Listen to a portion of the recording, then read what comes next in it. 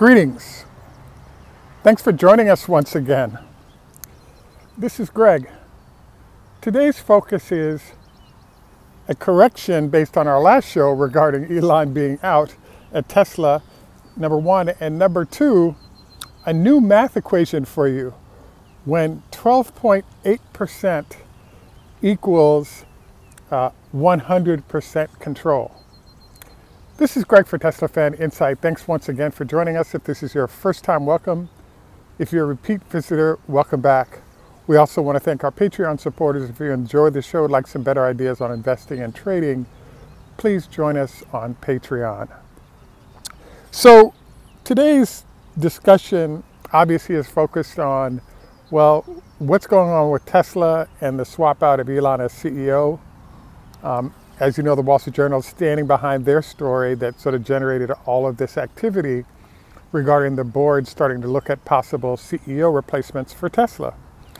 And as that was being articulated, I have to admit having some skepticism as I received this report. And the main reason is that Elon has stated that he would never leave as CEO of Tesla. So we're kind of in a situation where you got kind of two choices. Choice A is somehow generating sort of board activity that pushes Elon out, maybe into a chairman role, and allowing a new CEO to come in. And choice B is that we're stuck riding the Elon train for as long as he wants to stay in that seat. And not on a total basis, but, you know, so just a reminder, this show, we're kind of split into two parts, reviewing the current information we have, and then implications for the future as usual. Second half of the show, about 5 minutes. So as you know, it was revealed that Elon/Tesla is denying the seeking a replacement CEO. The thing is that Tesla is in an interesting position right now because you're in a field where Tesla is sort of the Mercedes brand of EVs still. And yes, you could get an outside CEO, like if you think about the Pepsi executive that came over to run Apple when Steve Jobs was pushed out. But the problem is that a lot of the core ideas of EVs was sort of developed by a lot of managers at Tesla, and they're the old men of that business. So therefore, I really think that there's a lot of manpower, most of it on the young side, but still experienced side within Tesla that has a good idea what the future looks like. So I think that Tesla would have an easy time installing a de facto CEO from within the company than bringing, let's say, somebody from an auto industry in. And so I think that, like it or not, we're kind of stuck with what Elon chooses to do. So another data point on this is Robin Denholm completed the process of the current chairman of Tesla, who's an Australian executive that was recruited by Tesla, came in and has been at the company for, several years now. And she was selected, and she's experienced, she sat on boards before other boards, etc. But similar to how Mr. Trump chose his staff, there's actually not a lot of effort to bring somebody in who is a very seasoned executive from within the industry that could really bring weight to the position that might oppose anything that Elon has to do. So hence, from what I could see, her process was see if Elon is serious about me assisting in being a manager of the company. If not, then I can just take the money made and leave. And her selling out, in my mind, suggests that she thinks that the future doesn't look that bright and that she needs to get her money and get to step in. So as you may recall, one of the processes that Elon developed was the fact that instead of firing people, you simply change their key cards so they no longer have access to the facilities. And that's when they found out that they've been fired. So based on everything that we see going on right now, the chairman, Ms. Denholm, will soon have her key card stop functioning because clearly she doesn't have a lot of confidence in her ability to have any kind of an impact. And she thinks that the money that she's made is better spent investing in treasury bills or cash or any other operating company than keeping it in Tesla. So I think it makes sense. I think it's unfortunate. The other problem I see right now is that Elon has an issue. And the issue is that he's doing well with Grok in terms of increasing value. He's doing well with X now that he's gotten through the bumpy period. And now he has SpaceX that's doing fairly well if he doesn't decide to blow it up. So he has investments in a lot of other places that's yielding, if you will, a lot of value, if not a lot of cash. So therefore, he doesn't have as much incentive to concentrate on Tesla's success based on this.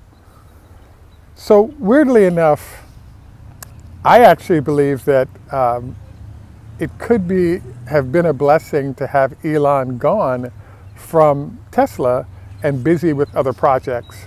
The main reason is that when you look at is something I call boredom management. So in the case of Elon, one of the things that happened is, think about the Model S and the retractable door handles. It's a cool idea. It looks cool. The challenge with it, though, is particularly in cold climates, it's the #1 bring back your car and fix issue for many years, and it seems to have stabilized. The gull-wing doors. Cool idea, but once you're off warranty, the cost of repairing those vehicles is prohibitive. So as a result, the more time Elon has at Tesla, the more of an opportunity, once everything is running smoothly, for him to introduce new initiatives that consume a lot of company resources, directly and indirectly. Obviously, when you put the gull-wing doors in, once they're in, you're fine. But then there's the problem of, after a certain amount of duty cycle, both maintenance and repair is going to be very challenging. So it can actually be beneficial to have Tesla or Elon too busy to introduce new initiatives of Tesla that makes it hard for the company to succeed. So I'm kind of bringing all this up to say that, nope, you're right. Those of you who said no way that he's gone, you're correct. I'm wrong here.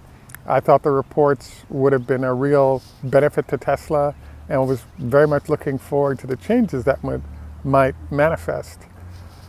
So where does that leave us heading forward? Well, you know, I'm sort of shocked right now because in some cases, Tesla/Elon are making brilliant moves. In other cases, it's just like, what is this? So I guess there are two primary ones that I think there are question marks going into the future. Elon has talked about the fact that he has a lot of new vehicles. They're going to be hitting the streets in Austin in a robotaxi situation, and the profit and revenue from that is going to make a big deal for the company. My answer to that is maybe. And the main reason is that for every time that FSD has screwed up and somebody has died or there's been an accident, Tesla has chosen to settle all of those accidents and avoid going to trial. What that tells me is that there's a problem with FSD, and so therefore, you know, I think that the robotaxi is going to get going. But if we see a bunch of accidents and a lot of people get hurt, it sets the FSD and Tesla back. It costs them a few dollars. But I really think he's going to be stuck having to reintroduce things that he eliminated, including radar, sonar, and possibly even LiDAR, to ensure that those vehicles don't end up having huge problems. That's especially the case now that we have Waymo spreading out throughout the United States and into Europe and other places successfully. So I hope it works, but I really think that having all that extra information to work with is a huge boon for having it work properly, and therefore people don't get hurt and there isn't a lot of damage that happens. So I believe where we're at right now is that Tesla, does a steady climb back up. Yes, it's lost 10 or 15% of its business with customers that are gone because they're selling their cars and won't buy Tesla again. But I do believe that if in fact Tesla keeps delivering great products and make sure that the current customers are taken care of, I think this could be forgotten, and there are a lot of people who'll go ahead and purchase the vehicle. Right now, I'm particularly impressed with, like the Cybertruck has now hit Saudi Arabia. There's a way in which I expect electric vehicles to just stay in the primary places where a lot of electricity is produced. But I can say that I'm really stunned. Jamaica, Brazil, there are all these places that don't have the, let's say, the electric infrastructure for the vehicle that are now taking it on. And even they, when they have BYD or other options available, still have an interest in Tesla's solutions. So I think that's really a good sign for the company that there is a segment of the population that does not want to deal with Tesla because of some things that have occurred. But it does look to me like the company is on solid footing going forward because demand is there. And in places like Europe, there's still a lot of legislation that supports electric vehicles succeeding. And there are a lot of people willing to hold their nose and work with Tesla despite some of Elon's issues. At any rate, I want to thank you for joining us for the Tesla portion of this show. Next, and by the way, I really think it says good thing about the stock. It's not going to skyrocket, but it's not going to crash either. I think it's more of a gradual increasing in value over time, particularly if we can start seeing large numbers of robots being used by Tesla and others in those factories. Next, I'd like to review our health tips for the day. So there's a kind of an interesting new concept that I wanted to introduce that I've been learning about, which is left-hand side sleeping. It turns out that from digestion and many other reasons, sleeping on your left side is somewhat of a healthy move, and you might want to do some research on that. I further want to remind you, don't forget your 25 leg lifts a day to strengthen the quad muscles, reducing the chance of knee issues. Also want to encourage you to consider a 20-minute walk each day to help with endorphins and other sort of health effects in the process. Once again, thanks for joining us. This is Greg for Teslafaninsight. Tschüss, au revoir, la hit road, hoda hafez, trazite ni hama, namaste, arrivederci. And in Jamaica, we say enough respect, walk good. Thanks for joining us. Have a great day, and bye for now.